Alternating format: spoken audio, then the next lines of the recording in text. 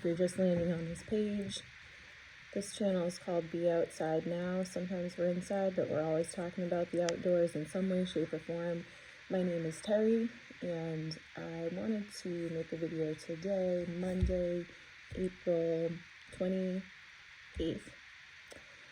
And I wanted to do a quick reflection on my meditation and walk in the woods yesterday.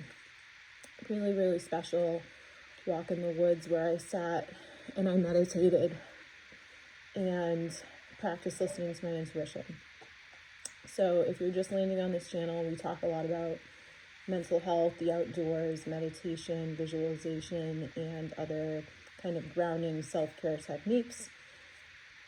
And when I was on this walk yesterday, I was doing it for the exercise. I was doing it to get some steps in. And I got to a point where something told me, like, stop, connect with the forest, like you're here. I keep thinking about forest, forest, get it? So I did it. I stopped in my tracks. I looked to my left and I saw ferns and they were starting to unfurl, and it was just so special to stop and slow down and notice that.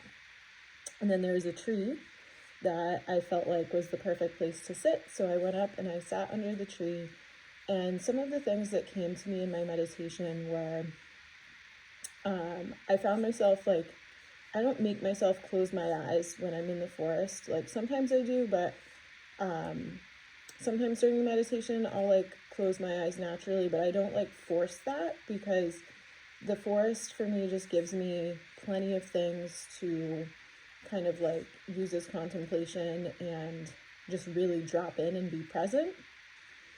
And so I was noticing the trees that were far away, and then I was noticing the, like, pine cones that were right next to me, and I was thinking a lot about perspective, and I was thinking a lot about how things in the distance aren't as clear. Like, you can't see all the details of something that's far away in the distance or in the future, but you can see the general outline, the general shape. And you can see the things that are near the thing in the distance. You can see the trees that are close by to the tree that caught my gaze in the distance. And then with the pine cones and the things that were close to me, I noticed, like, whatever I put my focus on, that's what I saw, because there were so many things that were right near me. There were so many things in my, like, immediate area. So that was really kind of, like, fun things to contemplate and fun things to see. And I'm just going to adjust my chair real quick. There we go. So if you're wondering where I am, you can kind of see I'm in an artist space. So this is the workshop, the barn.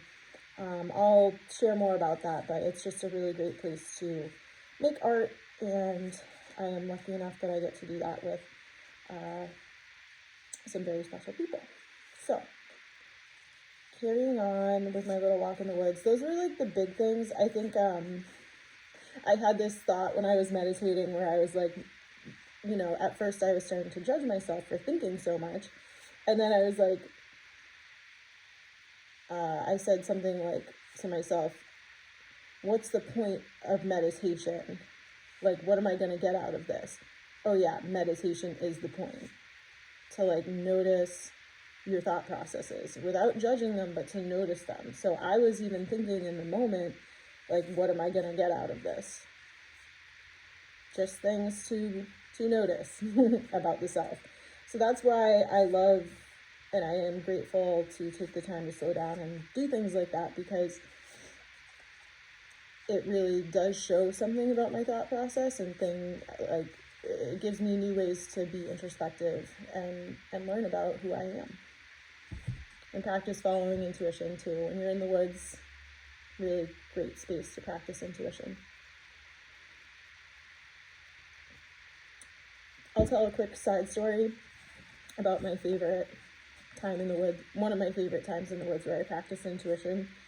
So I was out walking, and a red bird swooped in front of me on the path, and I was like, oh, okay. And then I said to myself, I bet you I'm going to see a blue one next. And then a few minutes later, two women approached me on the path, and one was in red and one was in blue, and they were very like friendly and, you know, chatting it up. And it just like really caught my eye. And then the next thing I saw was a bluebird swoop in front of my path. So it's just like special things like that where you can kind of really tap in. For me, when I'm in nature, I can really find a way to tap in, and anyone can do it. I firmly believe that. I mean, there's studies out there right now about forest bathing, and there's a whole community of people. There's multiple communities of people that are studying this and teaching this. So I'm really excited to be kind of stepping into that space and talking about it more, and using this YouTube channel as a space to talk about my connection with nature and hopefully inspire others to find their own. So I wanted to do a little card pull. These cards are the Wild Root Tarot. I'll show you the book. Excuse me. I really enjoy this deck because it's nature themed. So I'm gonna give a second to clear the cards, clear the energy.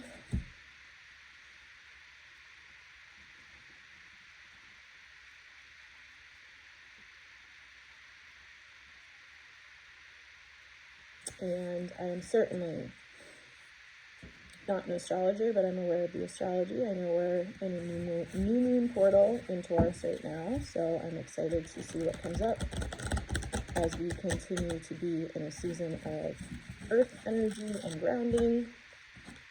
Let's see. So this is just a fun card pull, not a personal reading, not meant as advice or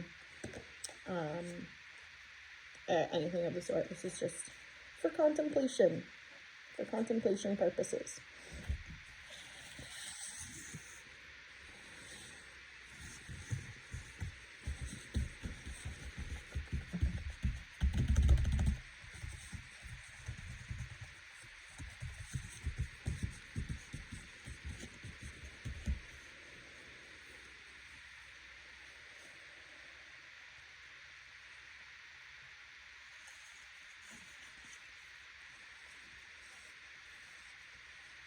And we will do a 2-card pull today.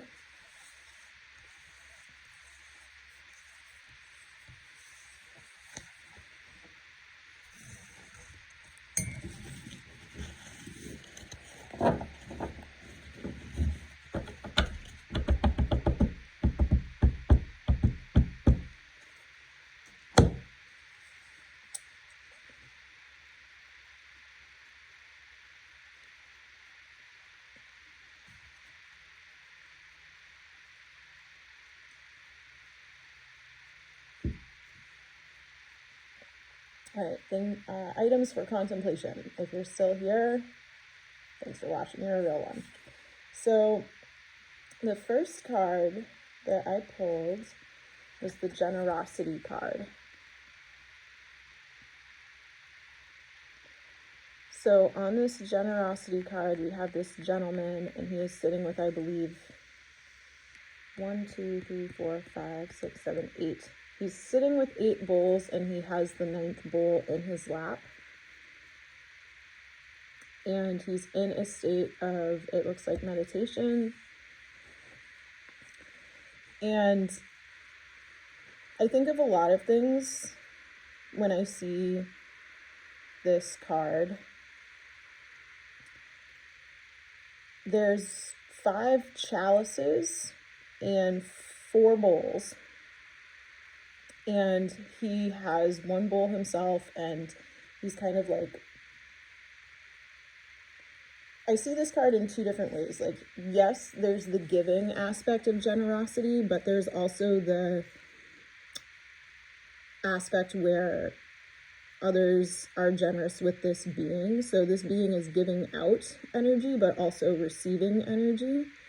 It's not like a one-sided topic when it comes to generosity.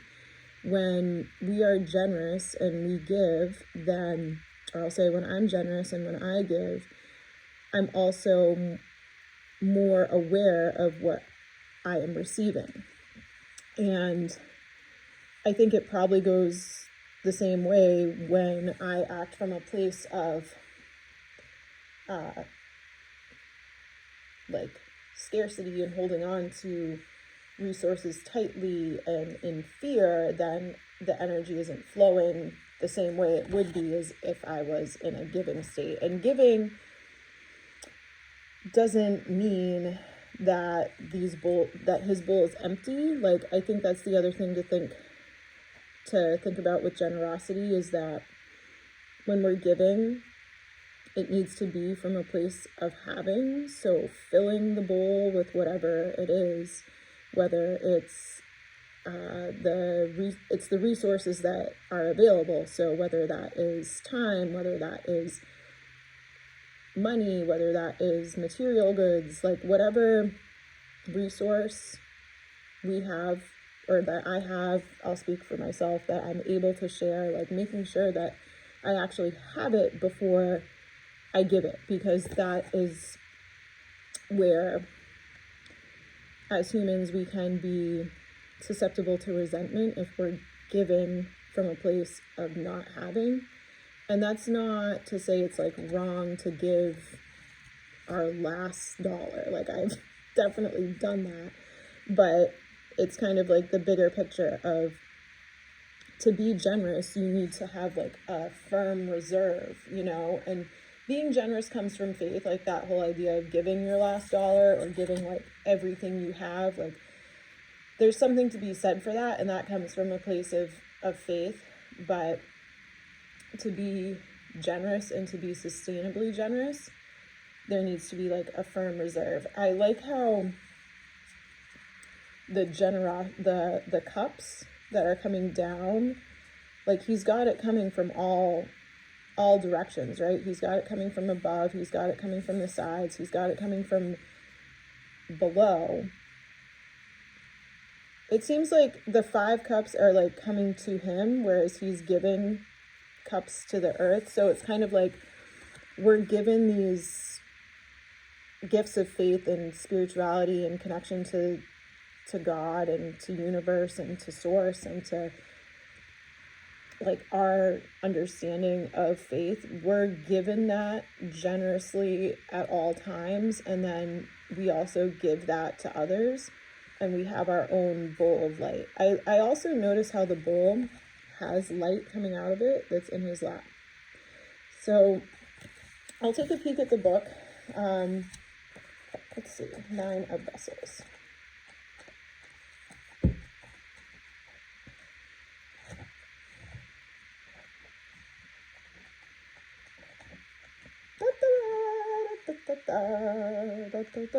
Just a little music for you. Okay.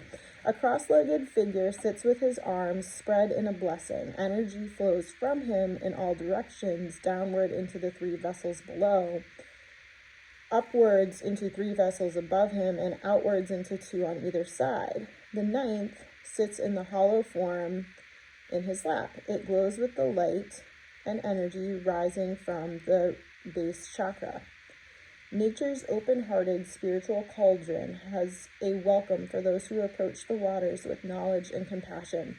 They are blessed with regeneration. I'm going to read that again. Nature's open-hearted spiritual cauldron has a welcome for those who approach the waters of knowledge with compassion. They are blessed with regeneration. It is easy to forget when we reach the pinnacle of our prowess, security in life, that life is cyclical, and what we enjoy during times of plenty are the products of previous toil and effort. Just like the wise farmer, we must manage good fortune by planting seeds for the future and by helping those facing hard times. This generosity will always come back 1,000-fold and is gifted with selfless goodwill to common humanity. To recognize and acknowledge that you are merely a conduit for this abundant, enriching blessing, and to let it flow through you to others' lives, allows your good fortune to circulate and positive momentum to carry others with you. By freely giving your time, support, and energy, the blessing of the divine surrounds you. In this cyclical in the cynical and material world, such things may seem to have little value, but those who have experienced the process in their own lives understand that, in the words of Theodore Rubin, kindness is more important than wisdom, and the recognition of this is the beginning of wisdom. Generosity. All right, and then, ooh, wow, interesting. The 7 of arrows, insecurity. I love that these two cards came up together. This is just fascinating. This is fascinating because they're both in the House of Vessels. They're both odd numbers that are in order, 7, 9. 9 came first. Insecurity, 7 came next. The woman she's got arrows in her. She's probably got 7 arrows. 1, 2, 3, 4, 5, 6. Yep, she's got 7 arrows in her. She has the face of distress. She's in the dark woods. And what I notice about the insecurity card is that she's helpless. She's she's striking the pose like, oh, they got me, but they got her 7 times. They got her 7 times, and she is just, woe is me. Like, the thing about insecurity, or the thing about this card that really speaks to me, is the arrow they could have got her once, and she could have fled, she could have screamed out, she could have sought help, she could have kept moving, but she took it 7 times just to show us that insecurity, it festers, right? Like, insecurity in one area of life spreads to other parts of life. And 7 is a significant number for this too. Like, 7 can be a really significant number for insecurity, especially if we're thinking about the chakras. I mean, I'm not an expert on the chakras, but I know that traditionally it's taught that there's 7. And also I think in the Catholic religion, there's 7 elements or sacraments. I'm sure in other religious texts, there's also the number 7 is significant. But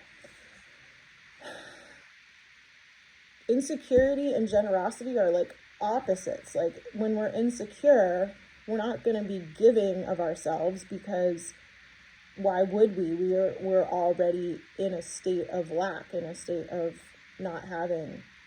And when we're generous, we're not insecure. We're giving because we have faith that is greater than that lack. And I think it's just so interesting that they came up together.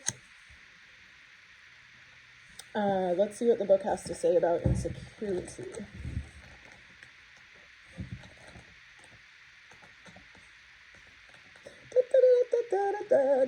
Hey, it's a beautiful morning. All right, insecurity. At the center stands a green woman clad in leaves. Here, I'll turn them this way.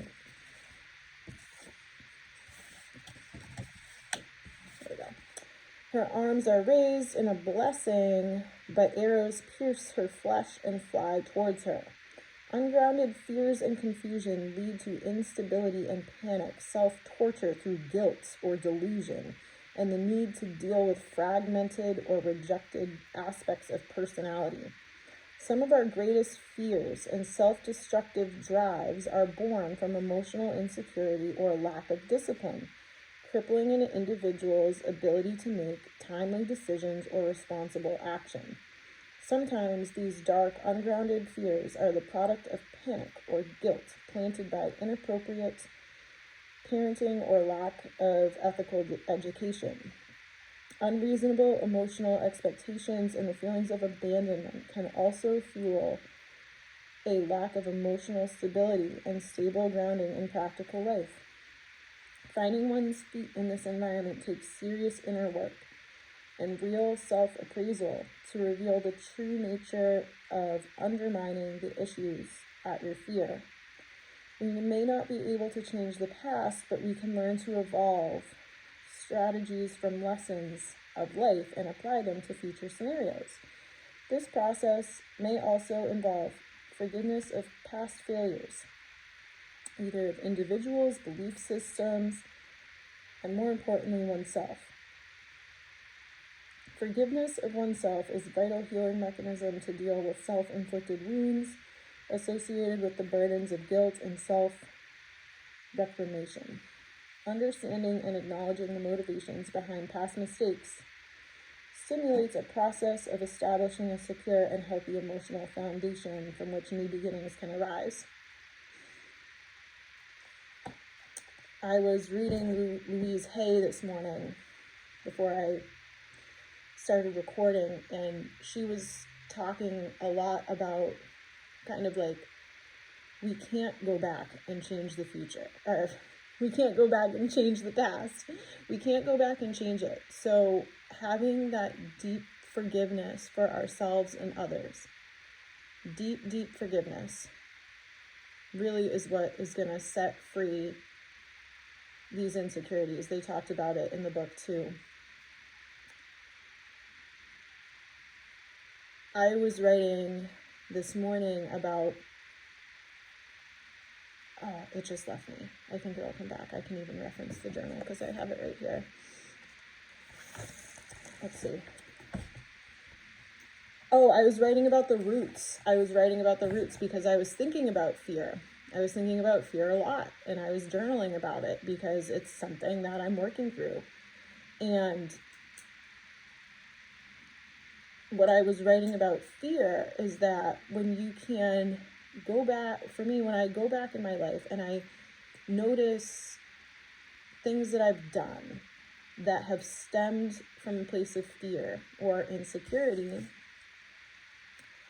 I can't go back and change past Terry's decision-making process. I can't do that. But I can forgive. And I can go back and there's two different ways to look at this. I can heal the root or I can pull the root out. And there's two different ways to think about this in regards to plants. To heal the roots, sometimes there's still a chance. I think about my jade plant. And with my jade plant, if I notice that the plant is getting sick, I can water it, I can put it in a new pot, I can trim it. If it gets to a certain point, it will die. And at that point, I need to pull out the root and start new with a new plant. And so a lot of the things I'm working through is starting a new plant, for my own self. If I thought of myself as a plant, the old me,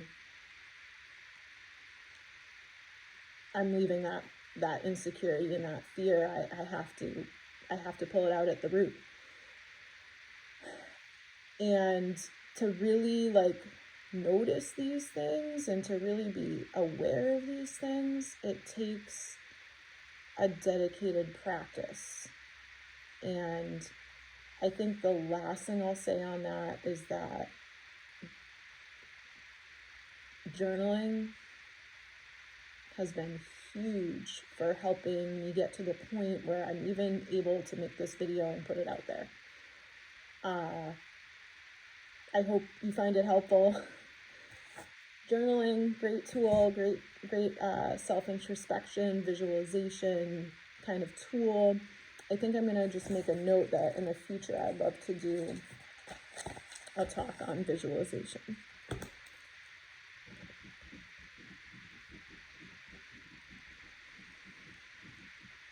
Because visualization is something that personally am quite interested in. So if you've made it this far in the video, thanks again for watching. Let me know in the comments if you made it through this video, or if you want to connect about anything outdoors, nature, mental health, spirituality, etc., etc., etc. All right, cheers.